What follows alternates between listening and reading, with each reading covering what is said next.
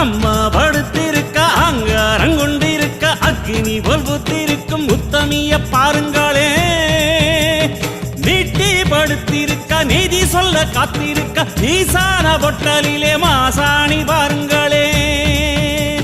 வந்து வழக்கெல்லாம் துன்பம் கொடுக்கையில் மிளகா சாந்தரச்சி கேட்டாளே. நாம கலங்காம மாசாணி காத்தாளே.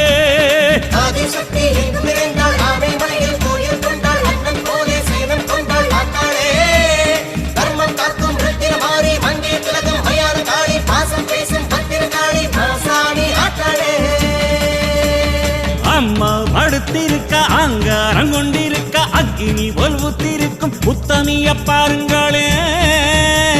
உத்தமிய பாருங்களே.